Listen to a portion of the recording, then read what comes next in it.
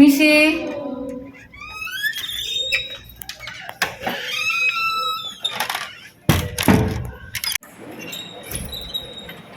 Selamat siang Pak, Bu. Iya. Selamat siang sama Bapak Ibu. Selamat siang, Bu. Apa kabar hari ini? Baik, Bu. Puji Tuhan. Sebelum kita memulaikan acara kita pada hari ini, pertama-tama izinkan saya perkenalkan diri. Nama saya Kasih Arturini Tulu. Saya seorang siswa PKL dari Stika Santa Elizabeth Medan. Baik Bapak Ibu, tujuan saya datang ke sini untuk menyampaikan penyuluhan tentang pola makan bagi pengidap diabetes mellitus dan hipertensi. Seperti data yang telah kami terima, maaf sebesar-besarnya dulu Bapak Ibu bahwa kampung Bapak Ibu ini banyak masyarakatnya yang mengidap penyakit diabetes mellitus dan juga hipertensi. Sebelum itu Bapak Ibu, saya ingin bertanya kepada Bapak Ibu semua, bagaimana pola makan Bapak Ibu selama ini? Baik, Bu. Jadi kami di sini sering makan daging, sayur, menggunakan santan kental karena bagi kami itu sangat enak, Bu. Ya Bu, kami juga saat makan Bu selalu minum teh manis Bu. Karena bagi kami kalau tidak minum teh manis rasanya kurang pas Bu. Oh begitu ya Pak. Sebetulnya benar sih, kebiasaan itu memang sudah sangat sulit untuk dibuat. Tapi untuk kebaikan kita bersama, agar Bapak Ibu juga tidak terkena penyakit, di sini kami akan memaparkan tentang pola makan pengidap diabetes mellitus dan hipertensi. Sebelumnya Bapak Ibu, saya ingin menjelaskan secara singkat apa itu diabetes mellitus. Karena diabetes mellitus ini biasanya dipakai oleh orang-orang medis dan biasanya orang yang bukan medis atau orang awam tidak mengenal apa itu diabetes mellitus. Jadi di sini saya akan menjelaskannya. Diabetes mellitus itu sering disebut dengan penyakit gula Bapak Ibu atau disebut dengan kencing manis.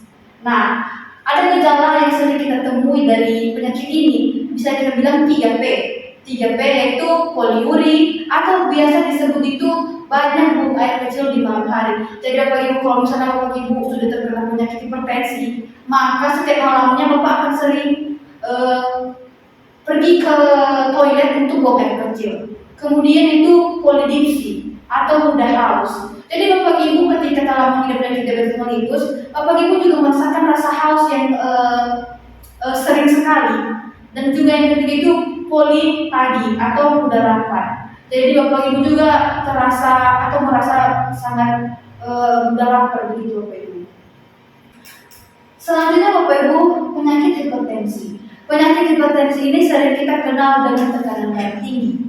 Jadi penyakit ini sudah sangat tersebar luas Bapak Ibu. Banyak sekarang kaum yang di atas 40 tahun ataupun di bawahnya sudah mengalami hipertensi. Biasanya hipertensi ditandai dengan sakit kepala, jantung berdebar-debar, dan terasa mual. Nah Bapak Ibu, penyakit yang dua tadi apa sih penyebabnya? Ini bisa kita lihat di sini. Makanan yang memicu DM dan hipertensi. Jadi penyakit ini Bapak Ibu yang menjadi faktor utama sebenarnya pemicu atau yang meningkatkan penyakit ini itu dari makanan. Makanan yang seperti mengandung santan yang banyak, yang mengandung gula tinggi, dan juga makanan sesaji yang selama ini menjadi budaya Bapak Ibu ternyata memicu dan meningkatkan resiko diabetes dan hipertensi kepada Bapak Ibu. Jadi himbauan kami Bapak Ibu agar mengurangi makanan-makanan yang telah kami paparkan di atas. Ada makanan yang mengandung santan, ada yang makanan yang mengandung gula, dan juga makanan siap saji.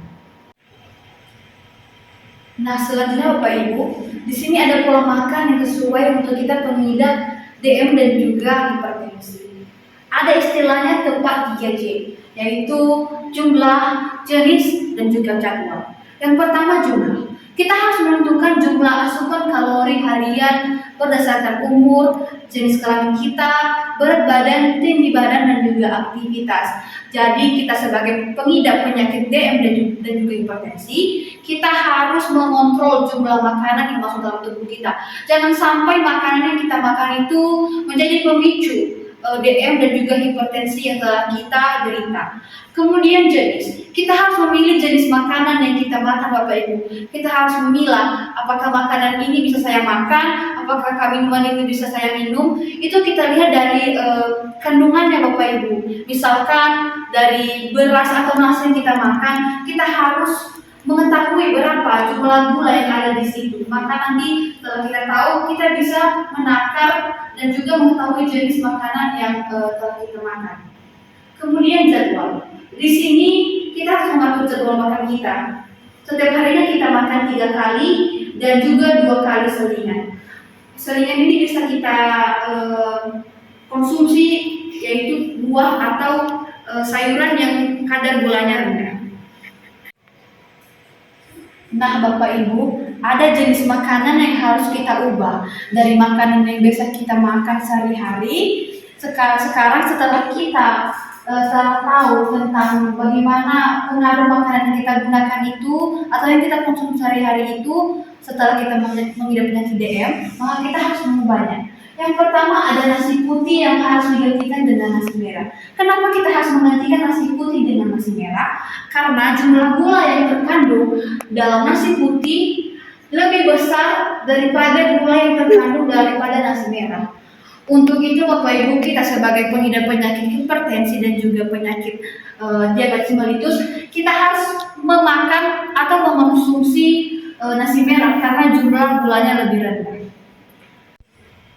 Nah, kemudian yang selanjutnya Bapak Ibu itu tentang cara memasak sayur kita. Seperti yang Ibu sampaikan tadi bahwa di kampung Bapak Ibu ini sering menggulai sayur menggunakan santan. Setelah kita tahu apa risiko dari santan itu, maka kita harus mengubahnya Bapak Ibu. Jadi ketika kita memakan sayur, kita harus merebusnya atau juga sekali bisa menumisnya Bapak Ibu. Karena dengan kita menumis atau merebus sayur, maka kandungan seperti yang ada pada santan tadi tidak ada Bapak Ibu. Jadi aman untuk kita konsumsi. Kemudian dari jenis minuman kita. Seperti yang dikatakan oleh Bapak tadi bahwa kebiasaan Bapak di sini sering meminum teh manis setiap makan. Jadi Bapak Ibu karena ditambah gula dari teh manis dan juga nasi yang dari Bapak makan, itu sudah sangat menjadi pemicu hipertensi dan juga diabetes kita. Untuk itu Bapak Ibu, mari kita mulai kebiasaan untuk menukar dari teh manis menjadi air putih. Mungkin Bapak Ibu dari air putih ini tidak ada rasa, tapi banyak khasiatnya untuk tubuh kita. Kemudian Bapak Ibu dari jenis cemilan atau makanan selingan kita. Biasanya kita sering mengonsumsi makanan yang ada gambar ini, dari permen, dari kue-kue yang manis, dan juga kayak makaroni. Bapak Ibu itu memicu yang namanya hipertensi dan juga diabetes mellitus. Jadi kita harus mengubah pola makan kita. Untuk menggantikan cemilan yang sering kita makan ini, kita harus memakan buah. Selain dari mengurangi hipertensi dan juga DM, buah-buahan juga memberikan vitamin yang kita butuhkan. Jadi Bapak Ibu, kami menghimbau atau saya menghimbau supaya Bapak Ibu menukar jenis cemilan Bapak Ibu, mulai dari kebiasaan makan roti, makan permen, atau makanan saji lainnya beralih ke buah. Kemudian ada hal atau makanan yang harus dihindari atau dikurangi. Yang pertama itu adalah alkohol. Ini biasanya sangat familiar kepada Bapak ya, karena di sini banyak bapak-bapak yang seringkali ke warung-warung sana minum alkohol gitu.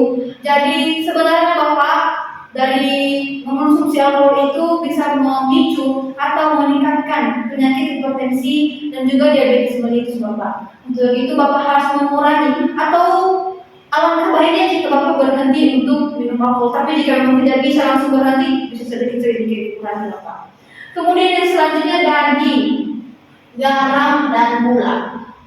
Daging dan garam ini biasanya itu ditekankan kepada penderita hipertensi karena garam dan daging ini, garam mengandung natrium yang tinggi dan juga daging mengandung kolesterol sehingga bisa memicu yang namanya hipertensi.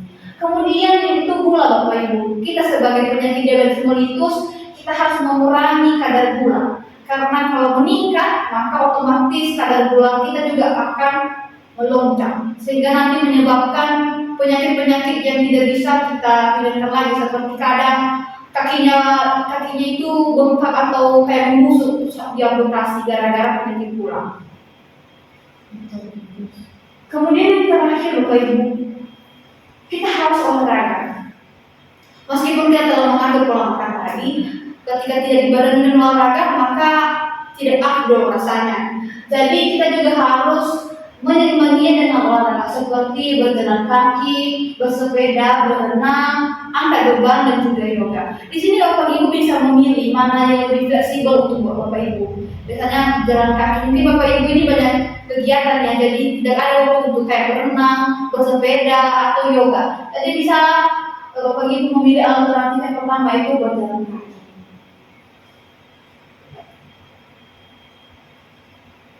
Nah, Bapak Ibu, demikian yang bisa saya sampaikan tentang pola makan serta pola hidup untuk kita pengidap penyakit hipertensi dan diabetes mellitus ini. Saya harap Bapak Ibu, semoga Bapak Ibu bisa mengerti dan mengaplikasikannya ke dalam kehidupan sehari-hari.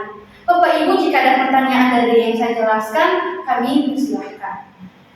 Tidak ada Bu, semuanya sudah jelas.